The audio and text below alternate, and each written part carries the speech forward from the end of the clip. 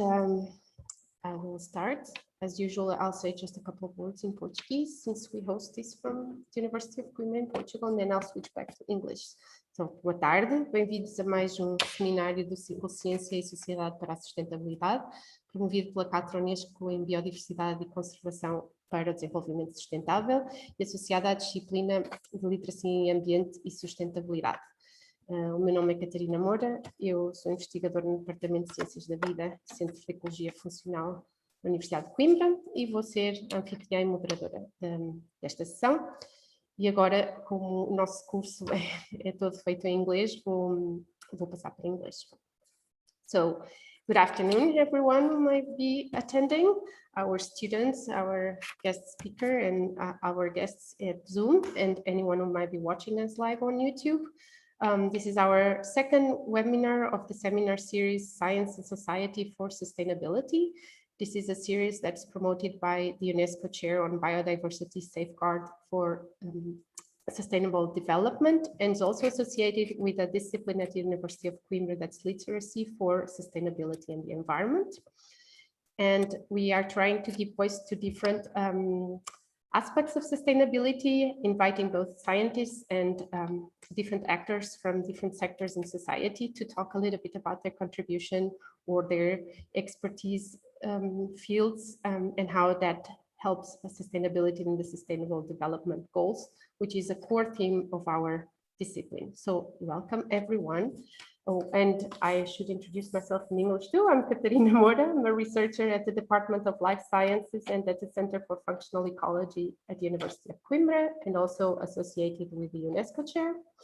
And I'll be the host and moderator of our webinars. And moving on to the most important part, I would like to invite our speaker today. I am very pleased to have Dr. João Caetano here with us today. Is a transport counselor at the Portuguese Permanent Representation to the European Union, known in Portuguese as Representação. And he has a Ph.D. in physics from the University of North Carolina, Chapel Hill in USA, which was very close to Duke University in Durham, North Carolina, and that's where we met. He was then a research associate in physics at the University of Wisconsin-Madison in the US as well, a postdoc at University of Lisbon in Portugal. So he has started his career as an academic, but moved on to very interesting things that led him to be here today. And so I will have to read a few things because I haven't memorized all the steps from that time where we split apart a little bit in terms of careers. And so João was from 2010 to 2019, head of innovation policy at the Center of Engineering and Product Development, or CEA, and director of research and ID at Intelli, Center of Innovation. Both these institutions were responsible for the development and the implementation of a very well-known Portuguese electric mobility program, the MOBI-E, or MOBI-E. He was, from 2012 to 2014, project coordinator of Mobile Europe. It was a 5 million European Commission co-funded project on smart connected electromobility. And the aim was to demonstrate this maturity of these services, the electric-based services deployed in Portugal, Ireland, Netherlands, France, and Spain. Later on, he also coordinated the participation of the Center of Engineering and Product Development on the Sharing Cities Lisbon, London, Milan program, Smart Cities, also financed by the European Commission program. And then from 2015 to 2018, he coordinated in Brazil the development of an innovation agenda for sustainable mobility in Itaipu, the world's largest renewable energy producer. And now he has been these months very busy at the Portuguese Permanent Representation to the European Union, because as we all know, Portuguese has been in the presidency of the European Union Council, almost getting to the end right now. And so I'm sure you will have very interesting stories and experience to tell us and share with us. So without further ado, I'll give the floor to João, please. And we are very interested in hearing about sustainable mobility and transportation, and what does it really mean to decarbonize transportation. Thank you, João. Welcome. Thank you very much, Catarina. Good afternoon, everyone. It is a great pleasure for me to be here today to talk about decarbonization of transport.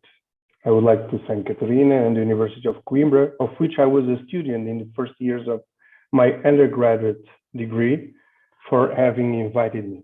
Thank you, Catarina.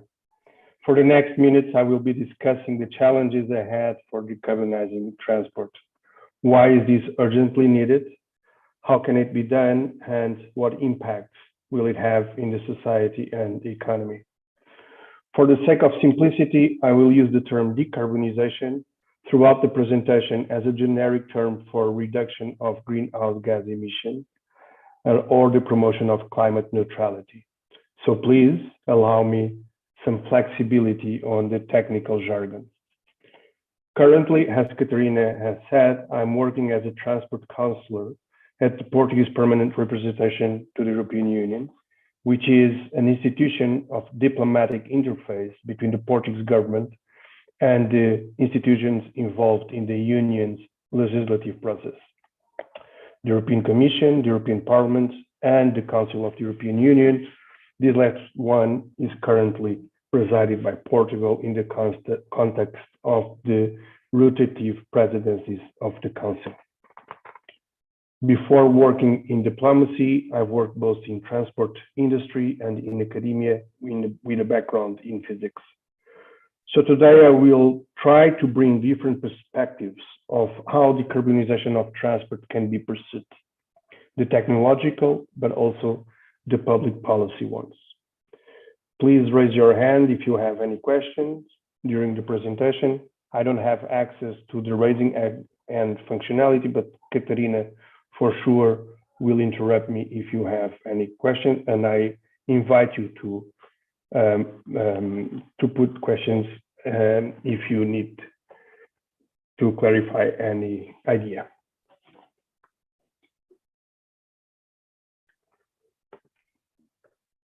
So the first thing I would like to talk is about transport and economic growth. It is very important to understand that transport and economic growth go hand in hand together. This graph shows economic growth since 1995 to 2018 and the volume of transport of passengers and passenger of goods in the same period of time. And they are coupled. So when transport of people and goods increase, the economy produces more outputs. And when transport of people and goods decelerates, like it was the case during the 2009 crisis, then it reflects immediately in the economy.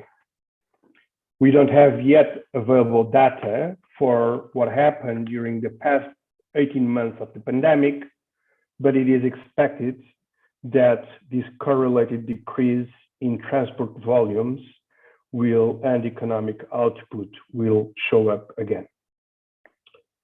Transport contributes directly to 5% of the European Union's gross domestic product. Sorry, I'm going too fast here with the slides.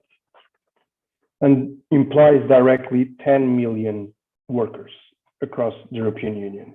Apart from it, the vast majority of economic activities depend on transport of people and goods. Not only transport is the backbone of the economy, but also mobility provided by transport allows us, people, individuals, to visit family and friends, learn about new places and cultures, have access to knowledge, and have access to jobs. But transport and mobility have many benefits, but not without costs. Greenhouse gas emissions, air, noise, and water pollution, biodiversity loss, congestion, and accidents. All of these affect our health and well-being. Greenhouse gas emissions from the transport sector accounted in 2018 for almost 1/4 of the global emissions in the European Union, second after the energy sector. Not only the transport sector is responsible for a considerable fraction of greenhouse gas emissions in the European Union, but is also the only sector of the economy that is more carbon intensive now than it was 30 years ago. 30% more emissions today than 30 years ago, while all other sectors were successful in reducing their carbon footprint. This is clearly not good. It's clearly not good at all. Now, remember the first graph I showed earlier. Economic growth and transport volumes go hand in hand together. You can also recognize the fact that transport seems more energy efficient today than it was 30 years ago. Internal combustion engine cars emit less CO2. We now have electric cars, which are zero emissions at the point of use.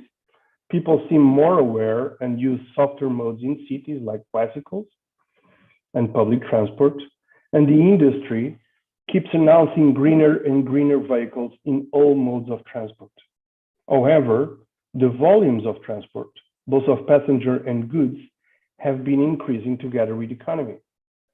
Even if each kilometer traveled is more energy efficient today than it was 30 years ago, the fact is that the increase in volume overrides the effect of increased energy efficiency.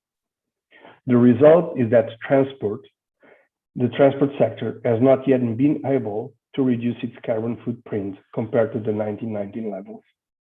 This is a worrying red flag, and we need to act quickly. One way of fixing this is hope for a technological breakthrough. Something that would still allow us to move around in our daily lives, commute to work, pick kids from school, have groceries delivered at home, go on holidays. All of that while being climate neutral.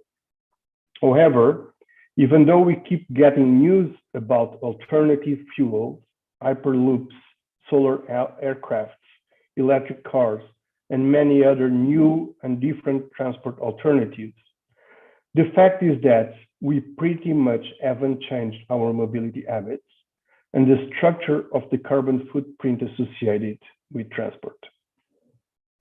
But let me recall a story in the early 20th century when something extraordinary and unexpected happened.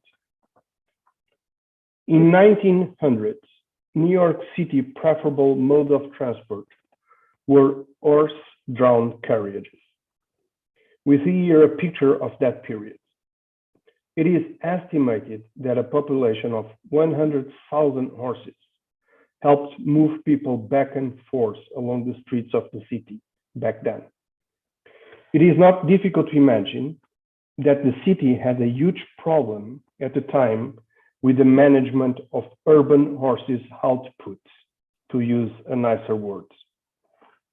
But in 13 years, everything changed dramatically. Instead of horse-drawn carriages, the streets of New York City were now filled with internal combustion engine vehicles. In only 13 years, the city metabolism changed in a way without parallel in history, past and present. No more horse manure was there to be swept up and disposed of daily, and the New York City's managers were clearly much happier. We don't expect a technological breakthrough of similar magnitude to happen in the next decades. We also know that incremental changes don't seem to have an effect on the emissions from transport. So we need to act in a different way with what we have. Greenhouse gas emissions from the transport sector, from road transport, represent 70% of all the greenhouse gas emissions from transport. We don't have to deal with city horses anymore, but 100 years after road vehicles took over the streets of cities and rural areas, almost 20% of the emissions across the Union are coming from the transport mode that revolutionized the way we organize ourselves as communities. I will get back to road transport later. let me now call your attention to other two modes of transport, aviation and rail. Aviation is the second most carbon-intense mode of transport, with 13% of the emissions, and rail is the least, with only 0.4. Let me make a side note about rail. Most rail transport is powered by electricity nowadays, but official European statistics don't consider the emissions from production of electricity required to power a train. Those are counted as energy sector emissions.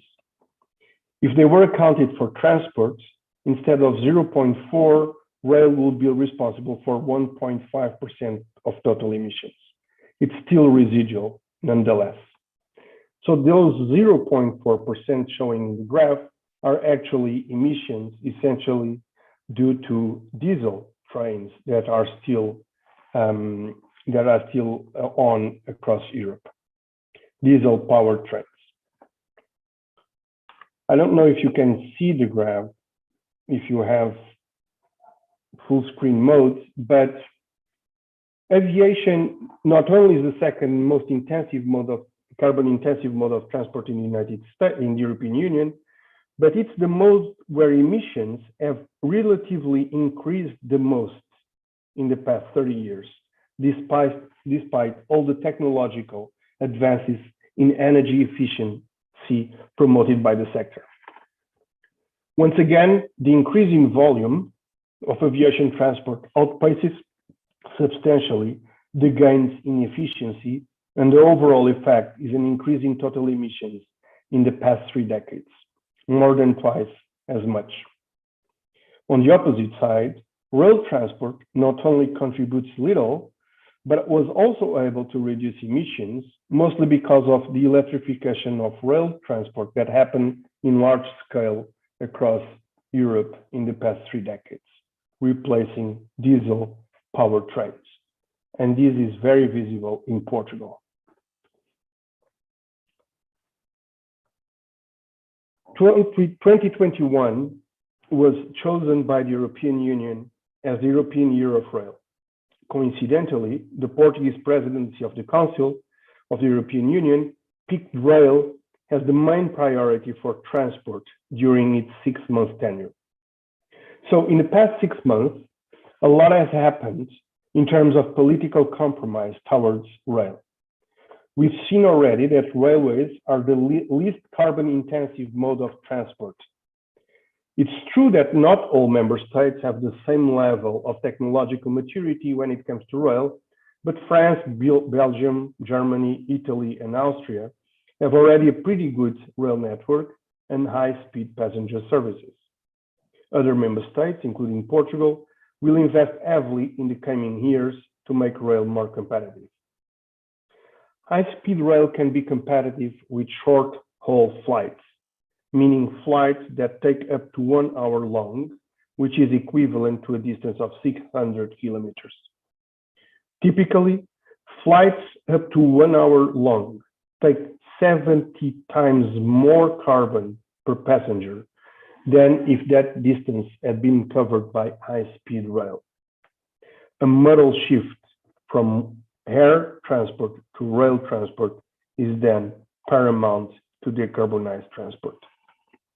In the past 12 months, some member states, the European Parliament, and NGOs like Greenpeace have been calling for a short-haul flight ban, a drastic measure to reduce carbon emissions from transport. Last year, Austrian Airlines replaced a flight route between Vienna and Salzburg with an increased train service after receiving a government bailout with provisions to cut its carbon footprint. 2 months ago, France announced a ban on internal flights where the same journey can be made by trains in less than 2.5 hours. Italy and Portugal announced recently multi-billion euro investments programs in rail for the next 10 years. In Portugal, the construction of a high-speed rail line connecting Lisbon to Porto and then to Vigo in Spain will make it possible to travel between the 2 major Portuguese city centers in less than 90 minutes, which is competitive with both road and air travel. Portugal has been suffering from critical deinvestment in rail for decades, as major investments have been directly toward road connectivity instead. This is now changing, and this summer, Portugal will announce its first national rail plan, which will outline the main rail projects for the next 2 decades. The objectives of decarbonization of transport, promotion of territorial cohesion, and social and economic development will be guiding the plan. So, moving people and goods away from roads and air toward rail is one of the most relevant measures to decarbonize transport in the next decades. That will require a volume of public and private investment without parallel in history. And national governments have, of course, to be able to find the necessary resources together with the European Commission. Now, let me go back to roads transport. Within roads, cars are the ones contributing the most to the carbon footprint of the sector. This comes with no surprise. It is, however, likely surprising that in the past 30 years, emissions from cars have increased 20%, even with all the technologies that made cars more energy efficient. Once again, this is because there are more cars and more kilometers are traveled today than 30 years ago, outpacing the efficiency for each kilometer that is traveled.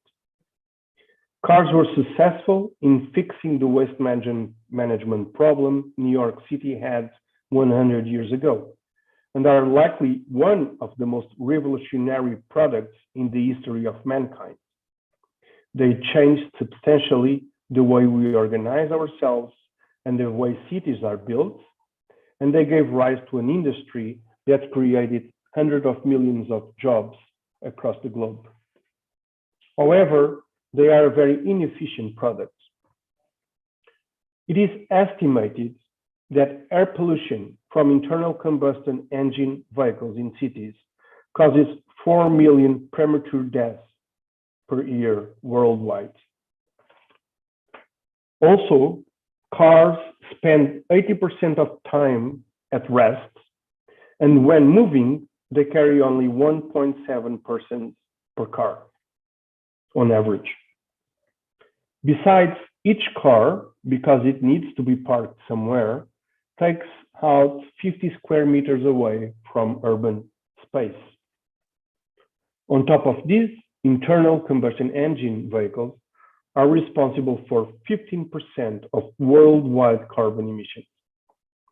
So, if this idea of a car would be presented nowadays in one of those TV shows like Shark Tank, most likely the jury would reject it because it's a very inefficient product. However, we are very dependent on it. Let me turn now to the global prospects, which are even worse than in Europe. Demand for private mobility products like cars is increasing each day across the globe as urban growth continues at a pace never before seen.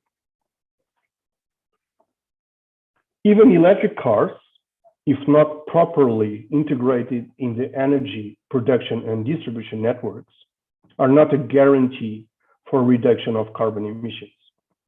Even though they do not produce emissions at the point of use, the electricity used to charge their batteries is produced by sources more or less carbonized, depending on the energy mix in the grid.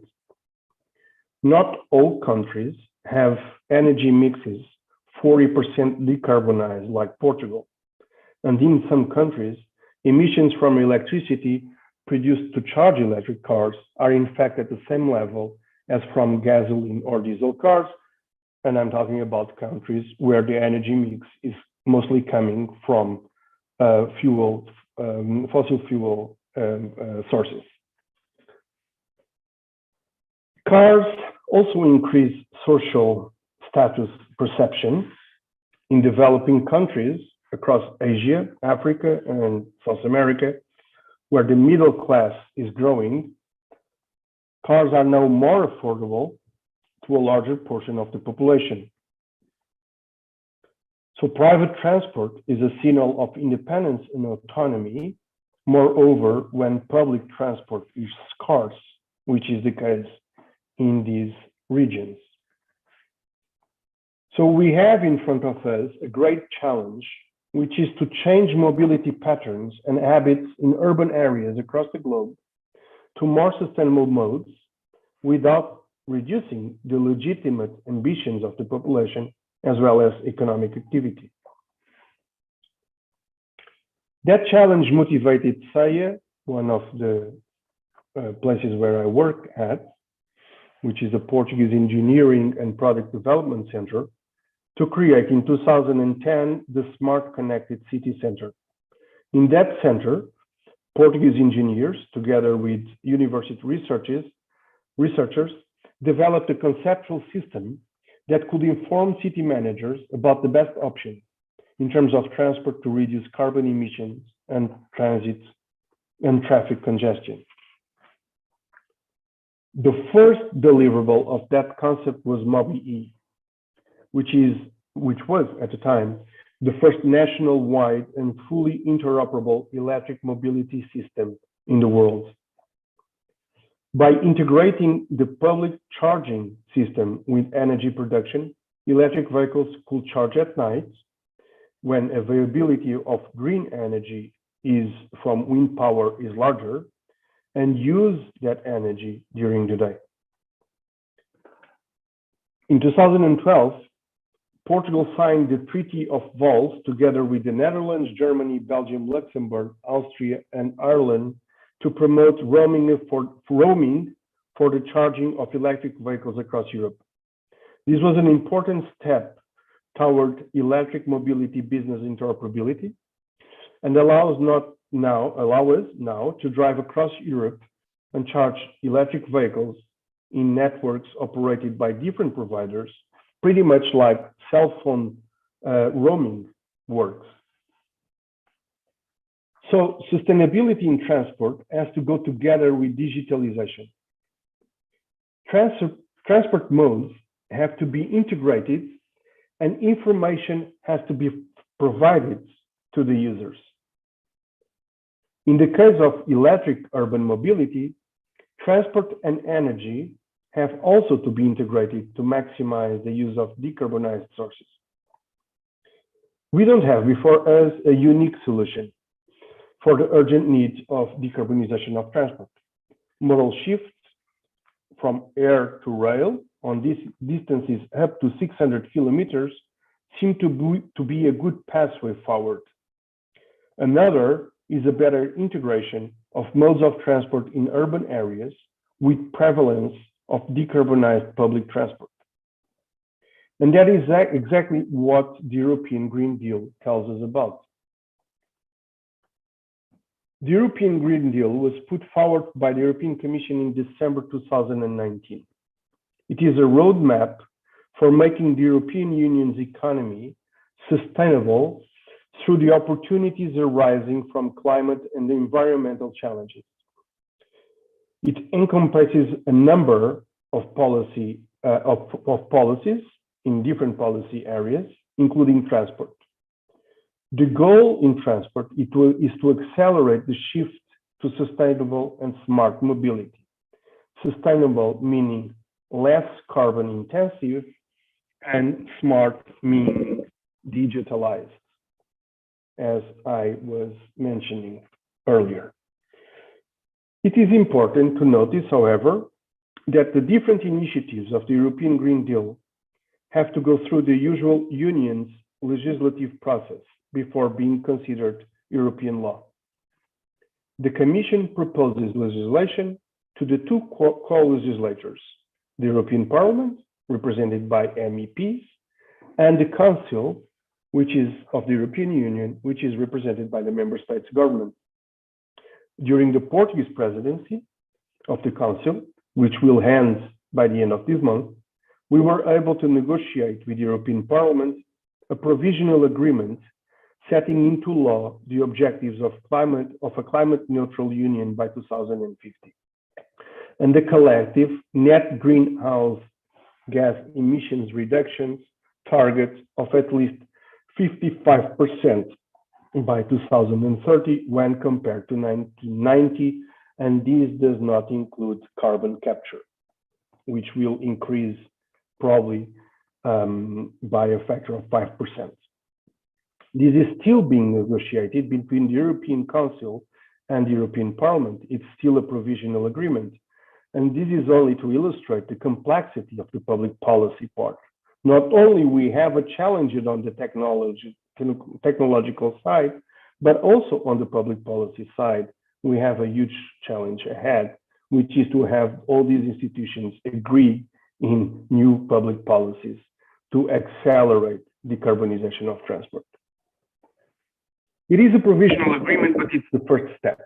We still have a long way ahead of us, and we need to accelerate. We need to achieve an ambitious and urgently needed climate objectives as outlined in the European Green Deal.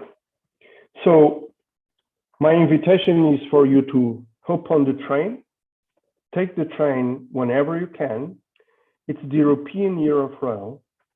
So take the opportunity to travel by train, which is a very nice way of getting to know new cultures, new people, and new places. Thank you very much for your attention. Please ask me as many questions as you wish. Thank you. Thank you, João, very much.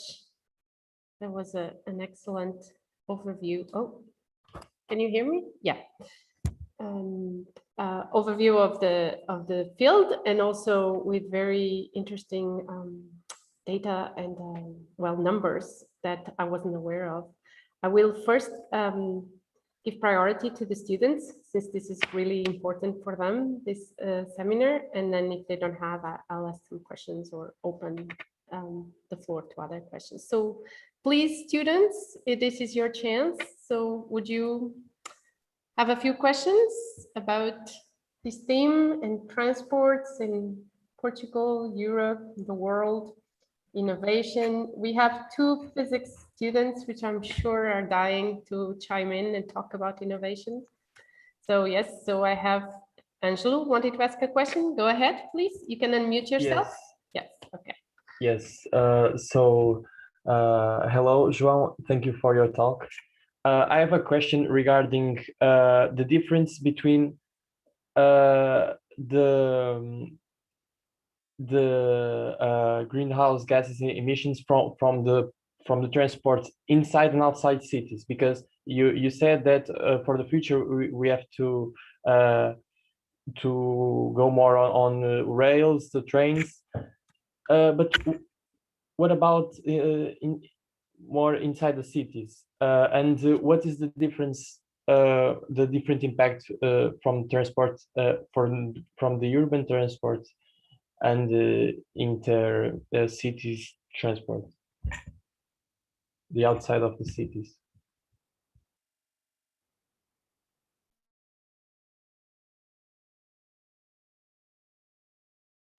João, you have Sorry. to unmute. Shall I answer now, or shall we wait for more questions? I think you can go ahead and answer. Yes, and the others, please start thinking about your own questions. Go ahead, João. Yes.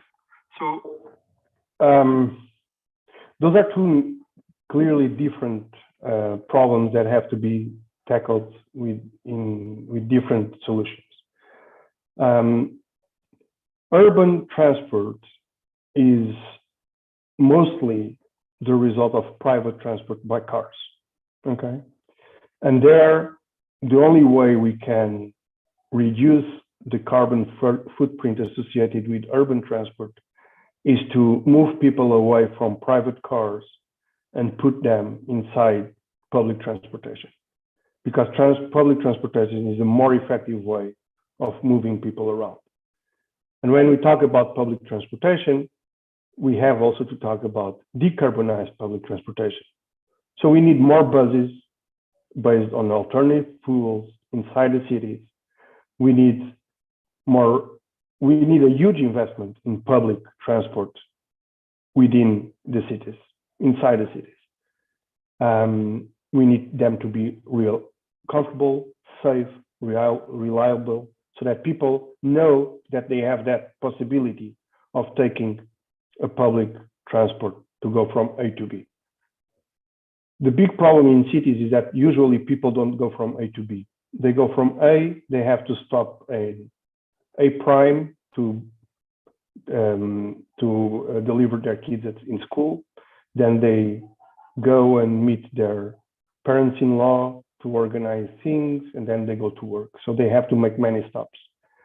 And that's why most people use private transport, because it's the best way to move around.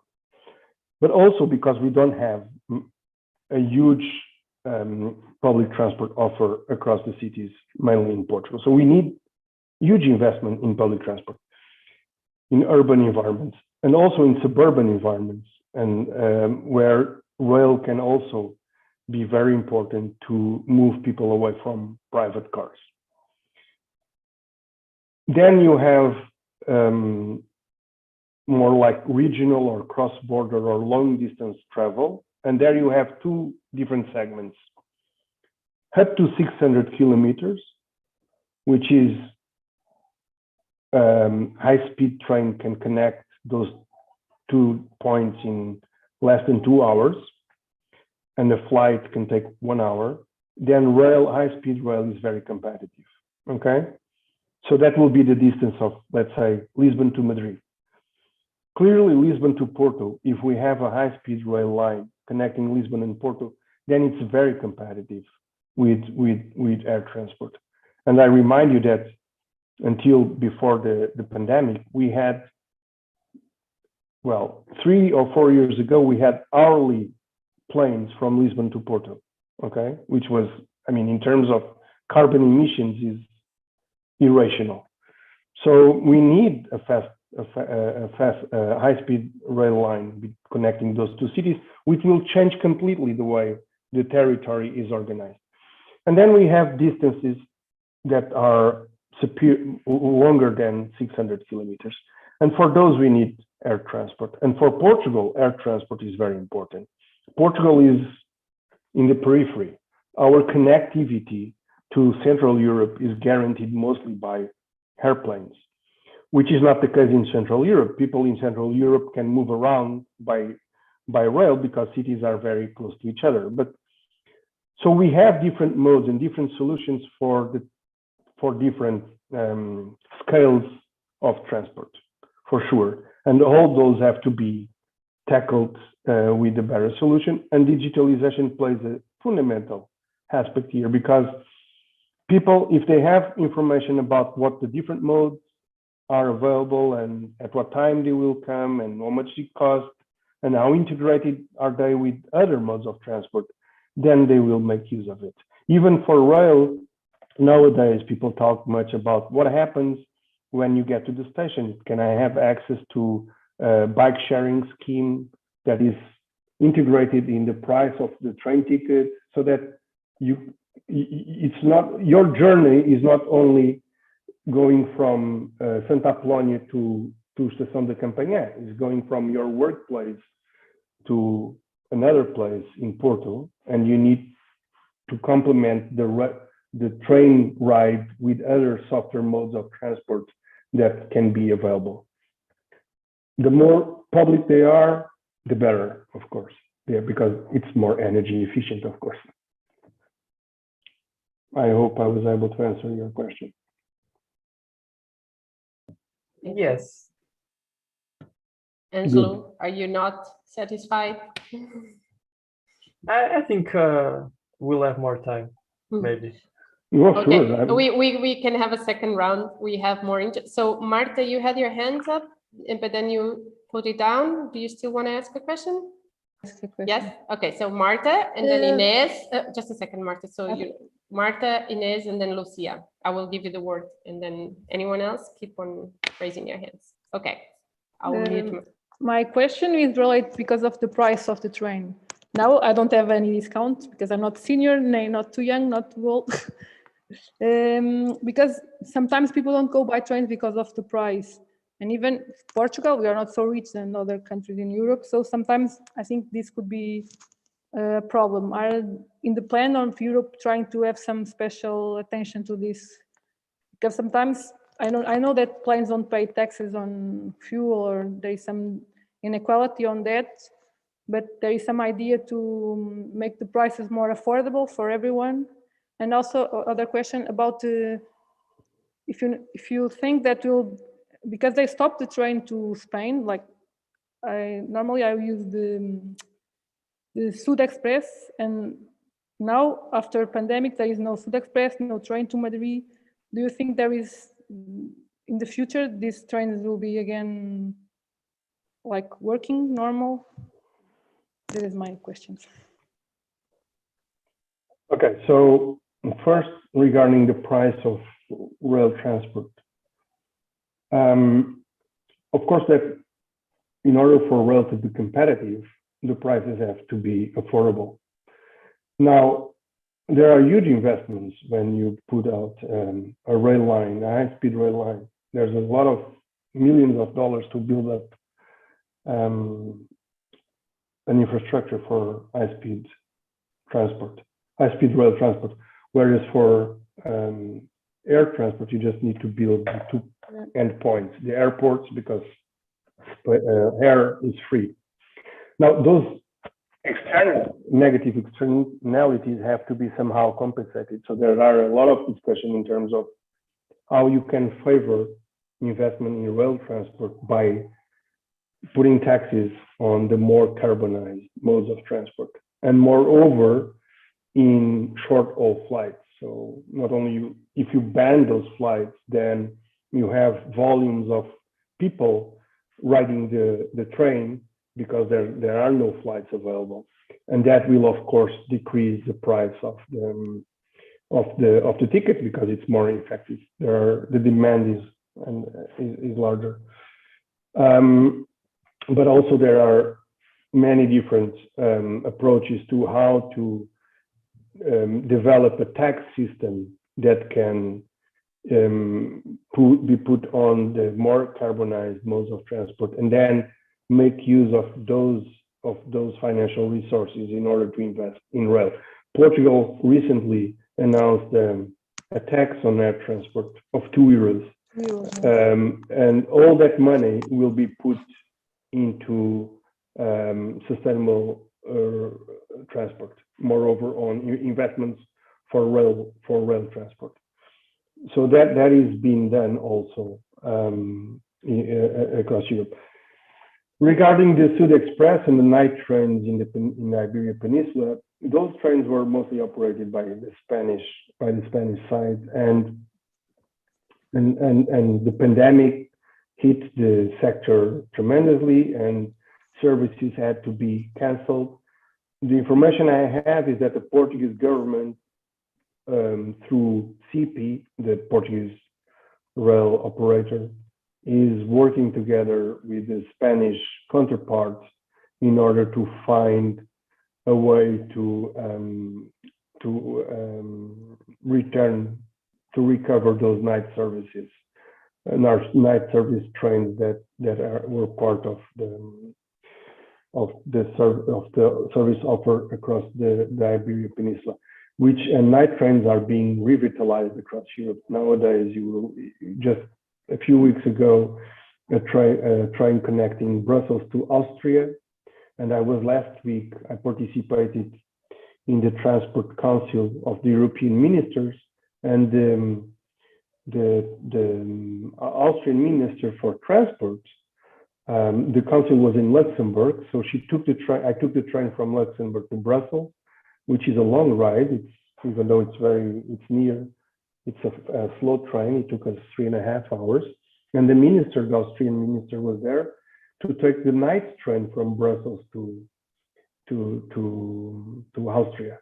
She could have taken the flight. She could have taken the plane, which would have been much quicker, but she decided to take the train. So there are a lot of people in Europe now that are kind of making these options, and that will somehow put pressure on the balance of tariffs, and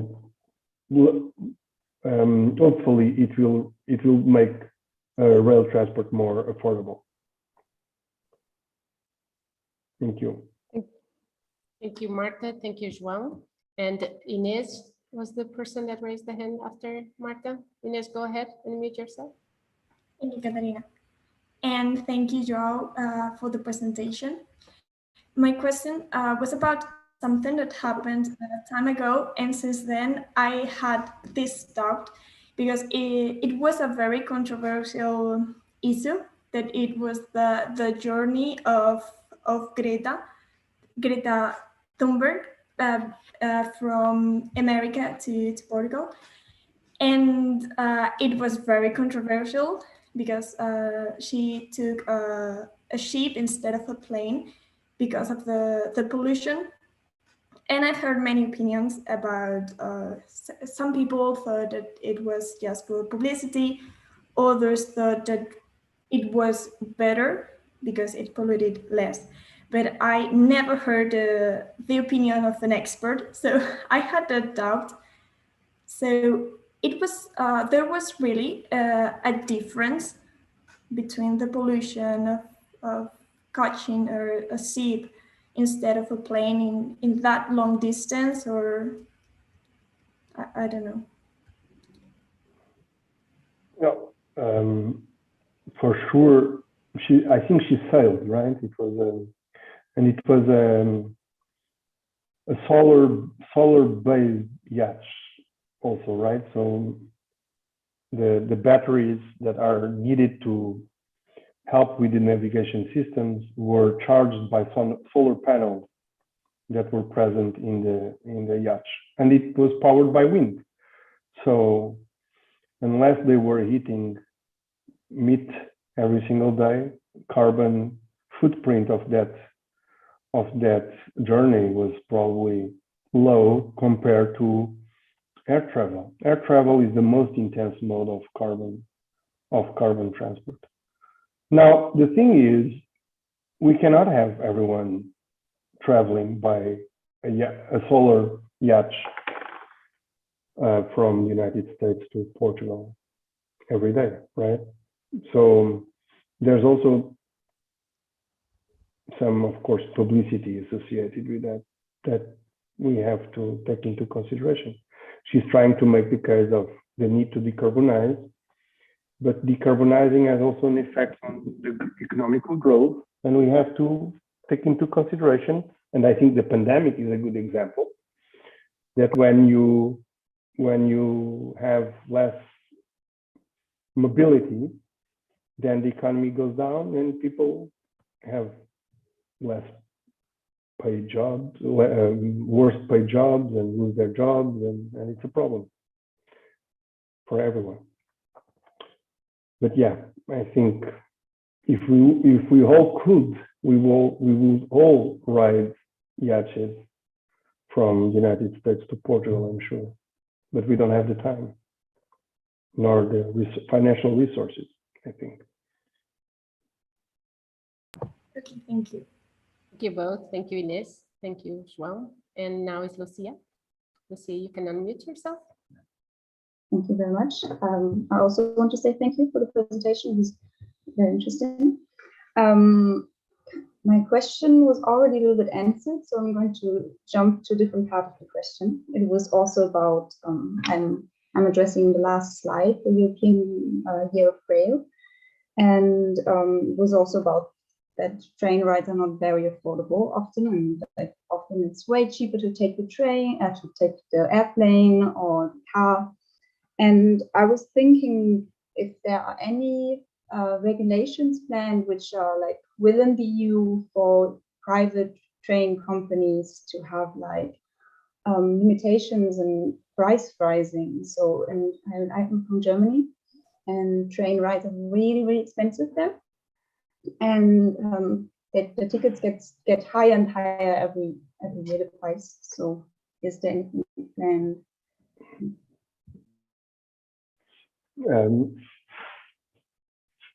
So can you hear me? Yeah, Germany and Portugal have two different approaches to rail transport because also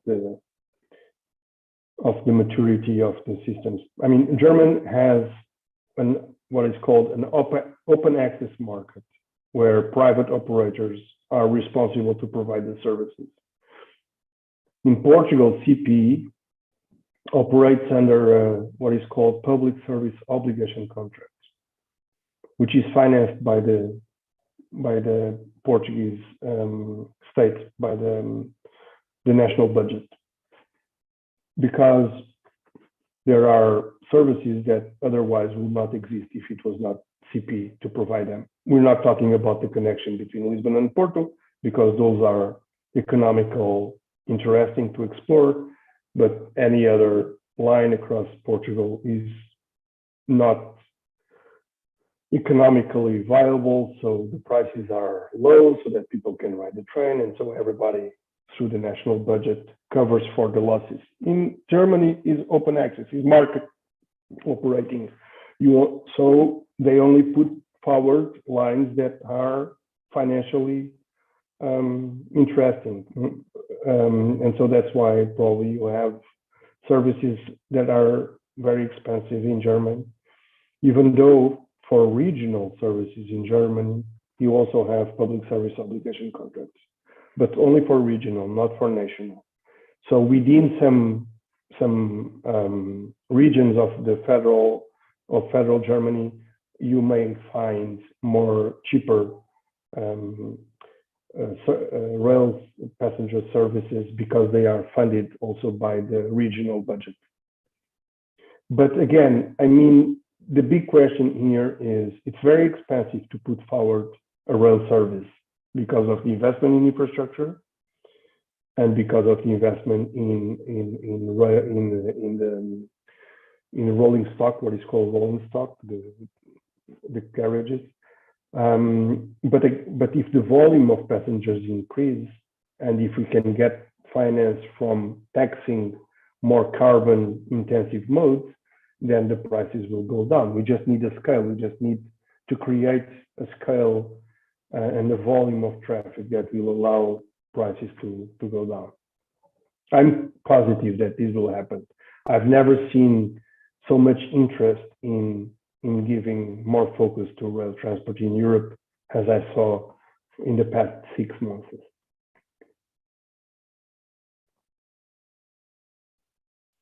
Thank you, Lucia, and thank you, João. And Antonio has a question now. You can unmute yourself.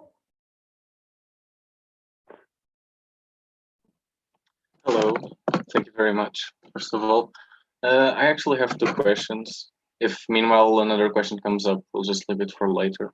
The first one relates to mobility. The second one is more directed towards a technological aspect.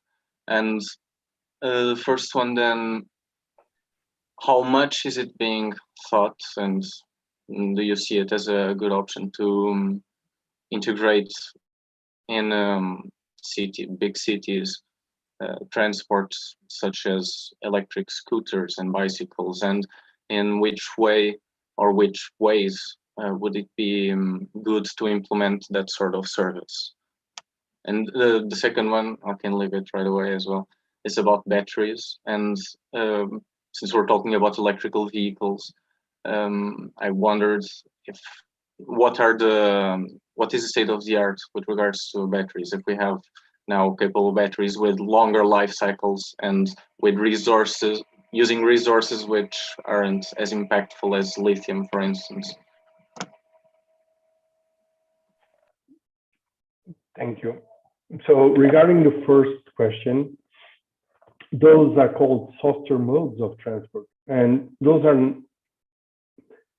I would say in first hand that those are important because they increase what is called the capillarity of the transport sector, of the transport network. So for instance, if I'm trying to catch a train in downtown Lisbon and I'm 1 kilometer away from the train station, I can either walk, but maybe I'm running out of time, or I can call a Uber. Or if there are electric scooters available or electric bikes available in a sharing scheme, then through my phone, I just unlock one of those and I take it to right to the train station to catch my train on time. And if we have integrated services, then even the price of the train ticket may include the ride of the scooter or the electric bike. So this is where we are moving toward the integration of all these different modes that you can have access to, and through one click in your phone, you just get all the different options to get from point A to point B. Now, there's the negative part of it, which is cities are now overloaded with those objects that are in some places, not in Lisbon, that I think they are more careful with, but here in Brussels, I mean, I have those electric scooters just are thrown to the sidewalk in front of my apartment door, so I have to go around in order to arrive home. So we have to have regulation. We have to be careful. There's a huge crisis in China of waste of conventional bicycles that were deployed as sharing scheme bicycles across the multiple new cities that are popping up like mushrooms across China, and that people are just not interested anymore. And those bicycles are just waste right now, waste. So, I mean, that's why it's important that public policy and technology have a strong dialogue, because sometimes these technological developments are done in a way that go against what the public policy maker is thinking about, and the cities have to be governed in a way that everyone benefits from what is there, not only some. Regarding batteries, I mean, it's a physical limitation. We have energy density that we have to put inside a battery. So the challenge is to increase the energy density. There are technologies that allow for that, but they are not scalable. Or if you need to charge one of those batteries, maybe you need an infrastructure for charging that will be also very difficult to put forward. So, I mean, there have been some progresses. When I started working on electric mobility in Portugal in 2010, electric vehicles had a range of 100 kilometers autonomy. And so I remember that I was driving the car around Lisbon and I was, where can I park this thing and charge it? Because I don't want to get strained in Lisbon. And now they have 300 kilometers autonomy. So that will, of course, improve the rate, the pace of how it will improve. That will depend mostly on the investment that the car manufacturers want to do in order to accelerate developments in that area. I hope I answered your questions. Someone else? Thank you. More, yeah. There's a few more. Thank you, João, again, and thank you, Antonio. Both Lucia and Angelo have questions. So Lucia, you were first raising your hand. Go ahead. Thank you very much, also for the last answer. I have a question also a little bit regarding the last question. It's about bicycles, and are there any plans in expanding the bicycle infrastructure?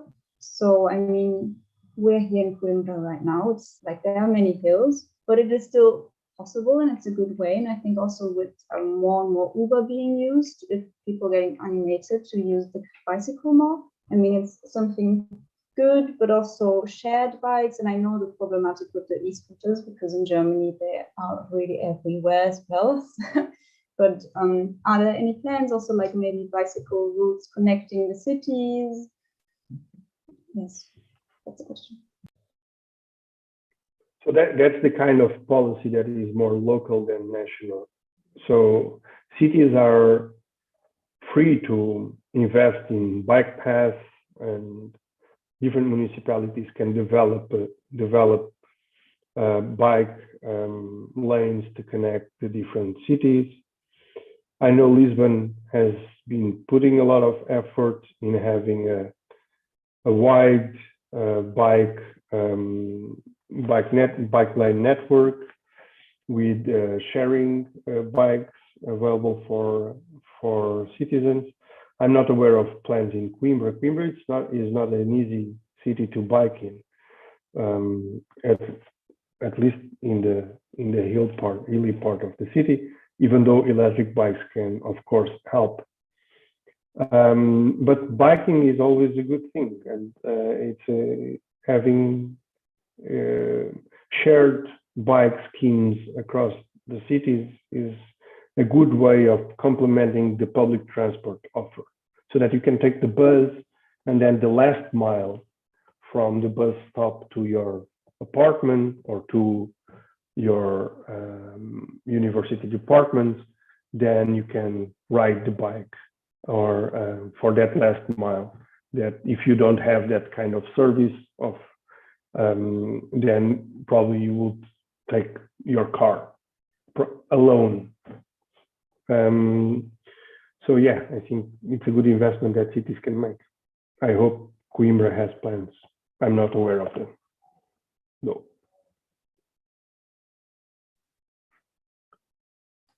I am not sure. There's a climate change plan in public consultation some time ago. I can't remember that. I mean, I'm sure on paper there's some plans. I will let Angelo ask his question. Go ahead. Thank you, Lucia. Again, thank you, João. Okay, so my question is regarding the transportation inside the city. Is that we already have an application which is Move It, that helps us move inside cities, but I'm thinking if there won't be something like even more real time. So I am thinking about something like IoT, and more with the soft transportation. So it's like knowing where are all the buses and even the electrical scooters and bicycles, and it's like a system that knows which ones you can take and predicts like the 3 optimal services, or you choose if you want to lower budget cost trip, or a faster trip, and it chooses like the fastest. But with IoT, like everything is connected and it knows, because it's all based on optimization. Is something like that planned? Because I see that would be very practical for the future. Right.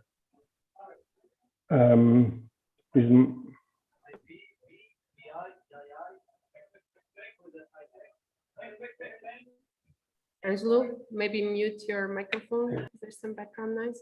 João, Yeah. go ahead. Yes, sorry. I showed an image of the Smart Connected City Center that we worked in the concept in 2010.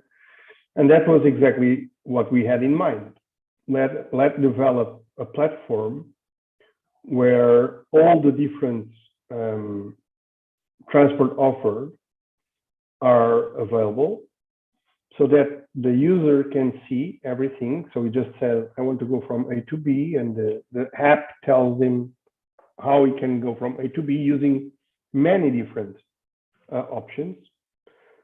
The problem with that is that most services that exist in cities, either they are car sharing, bike sharing, scooter sharing, Uber, public transport, they are operated by different companies. And the big challenge is to sit everyone together and convince them that they should share information with each other, because they don't want to do it. They don't want to do it because they will lose their business if they share information with others. So I don't know if you had the experience to on Google Maps. Now, if you want, on Google Maps, you say, I want to go from where I am to a theater, because tonight I have a concert there. Not tonight, but hopefully soon. I want to go there, and Google Maps will tell you, go walk, or take your private car, or take public transportation, or take an Uber. Now, there are many more solutions in the city, but Uber and Google Maps somehow partnership together so that Uber shows as an option. Uber is very inefficient. There are many more cars in cities because of Uber than there were in the past, and people are taking an Uber instead of walking or taking the public transport. So there are cities that are trying to revert that and say, look, this is the public transportation, it costs you, like in London, for instance, if you go to London and you use Google Maps, the first option is public transportation. You want to go from A to B, it tells you, go from A to B and take the bus. It costs you 4 euros or £4.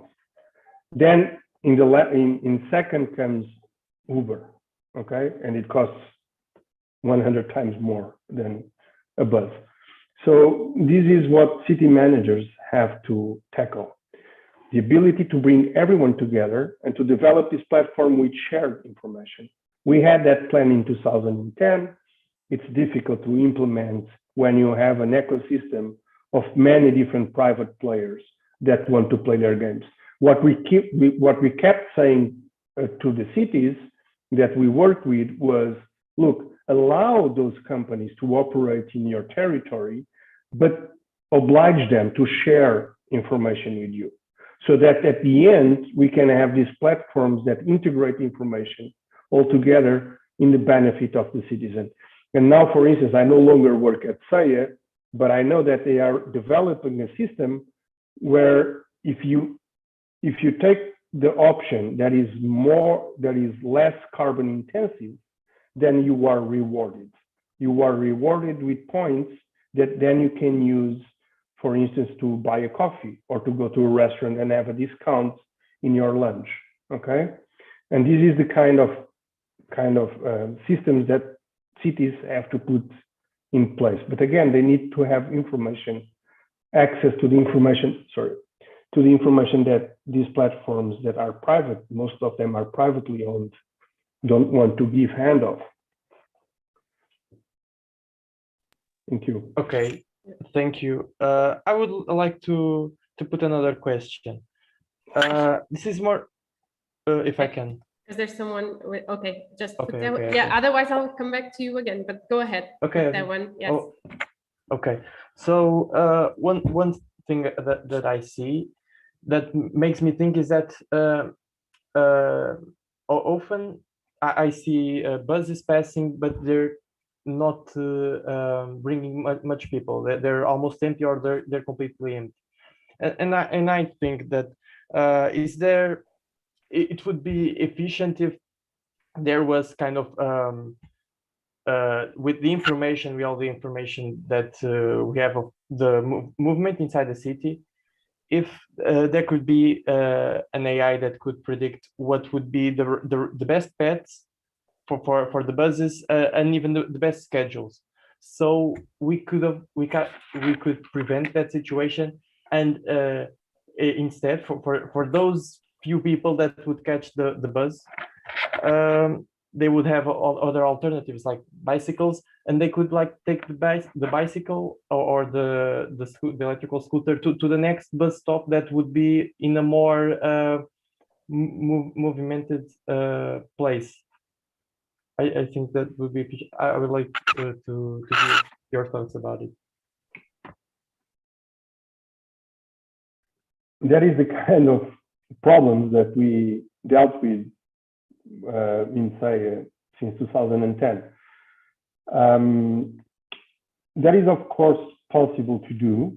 Again, it requires a lot of integrated information from the service providers into this platform, and we can use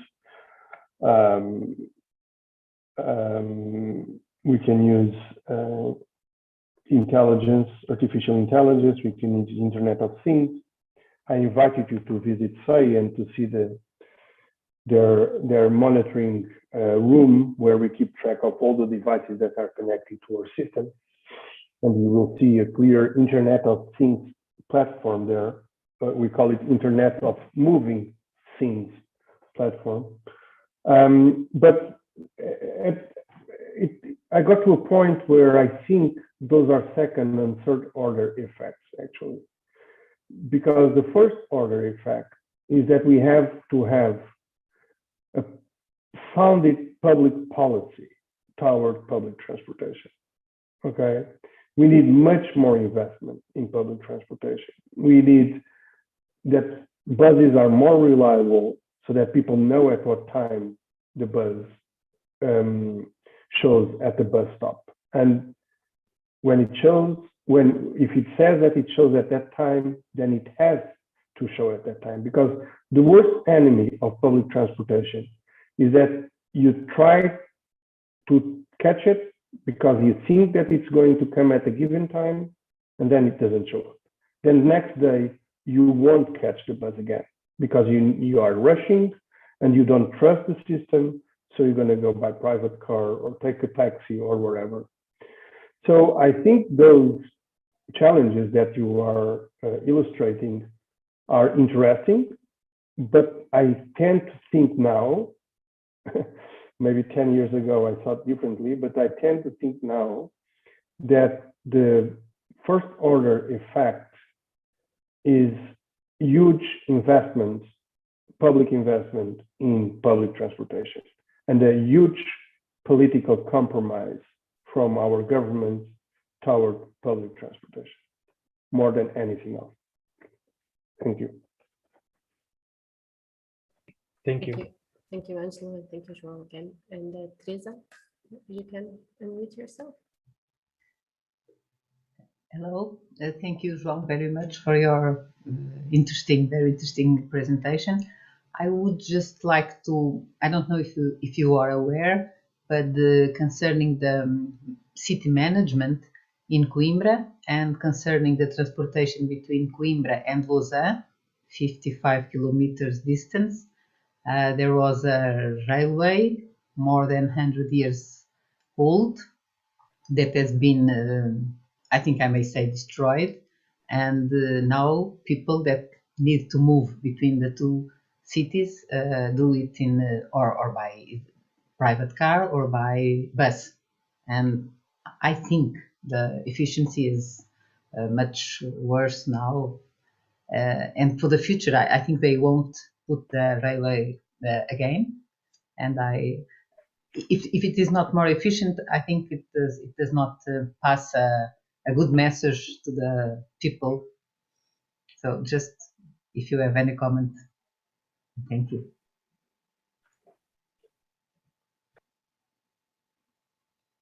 Yes, I'm aware of the public discussion around that. I think that's one clear example of the result of investing in rail. There were many lines that closed in Portugal in the past 30 years, and it will be very difficult to recover those. The solution they found is slower than the train that was used to be there, and so I just hope that you can overcome that obstacle. I mean, I know recently there was the inauguration of the line, as if I'm not mistaken, no, of the light bus service. I think not yet, but not yet. I do not use it. But I know many people. I thought that there was already in place. Yeah, and there's also the discussion of Coimbra A and Coimbra B closing the rail train station in downtown, which I think it's a mistake. I mean, there's this idea that we have to shut down train stations inside the cities, and where you go to Europe, and in every single European city, there's a central station. And that's the core of the transport offer, is the central station. Then people go from the central station to somewhere else. but there's a central station, a central railway station. So I think we have to revert that process, and I hope that the Portuguese government now can change that status of things. They have announced a huge, ambitious program to invest in rail. They will put forward the national rail plan later this semester. Well, no, in the next couple of months. So I'm confident that we will revitalize rail. I'm not sure about that one in particular. Thank you. Thank you, Teresa. Thank you, João. Does anyone else has more questions? I have several of the questions were asked by the students, so I was very happy to see that. I have a very specific one and then a very abstract one. Which one would you like first? Specific? João? Yeah, let's end with the abstract one so that we can all. I will. So the very specific one is a curiosity of mine, and because other questions were asked already. So it's about these shared programs we do see in several cities. You mentioned the bikes and the scooters and car sharing, and so it's actually about car sharing. While we have a lot of innovation in programs and we have adhered to the scooters and all that here in Portugal, I am not aware, maybe, of any car shared service here in Portugal. And I remember, and this is very much present in me because I used it quite a lot, both in San Francisco when I was at Berkeley, Zip Drive and others. I mean, this was many years ago, and I remember they were kind of pioneer in that area. And then when I was in Germany, also, we didn't own a car, right? And we had this tail auto service, maybe Lucia knows it. And so it was super convenient in terms of where the cars were located, but it was very good. So it would allow me, when I needed to carry heavy things or something, I would just use those cars. And goes a little bit hand in hand with, the more we move north in Europe, it seems that less people own cars, and that's okay. And the more we come further south, the more that seems to be an important piece of your appearance, and you must own a car. But I actually don't know, what do you think about this shared car services, and given now so should we promote that as well, or is it much better to really just invest in public transportation? Or are these shared car services at least a midway, right? You would move away from owning the cars, from having many cars in the city centers, for instance, and it's not as good as public transportation or carpooling. And there was another question, the carpooling lanes in the United States. But so what's your thought about this with some numbers in mind? Is this actually a good thing? Is it an intermediate thing? What do you think? And why haven't we adhered to that in Portugal? The budget? Well, there are car shared schemes in Lisbon. Drive Now, which is mostly the most known one, and it's German. I can't hear you very well, João. I don't know if you moved a little bit away. Can you hear me? Maybe my headphones are.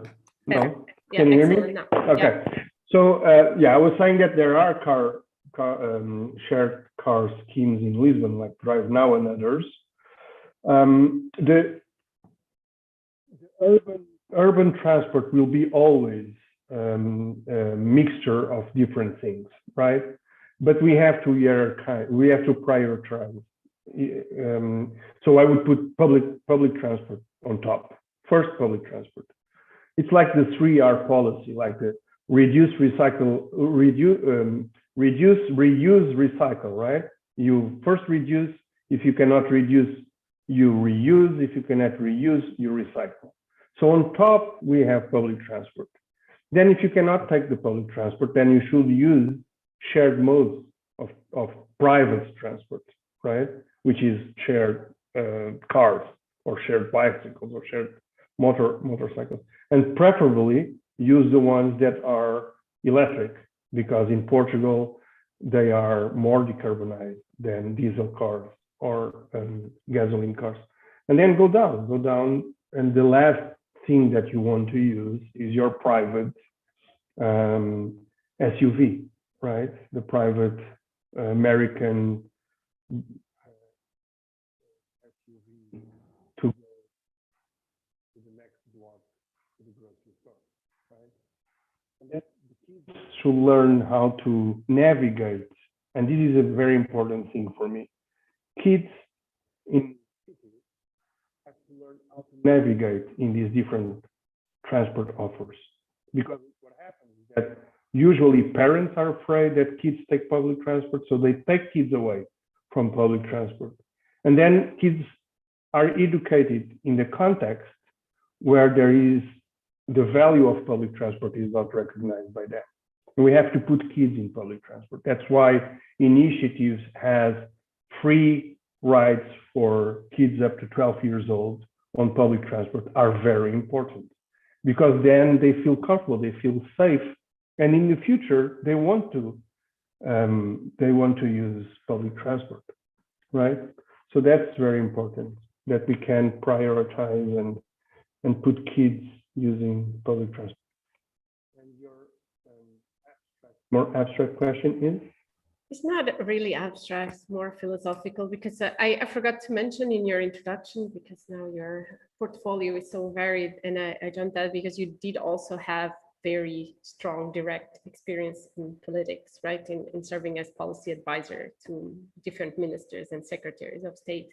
So you probably have a good feeling, let's say, because you had the experience actually from academia, from the more basic science point of view. Then you have, this policy politics interface, and then really this more applied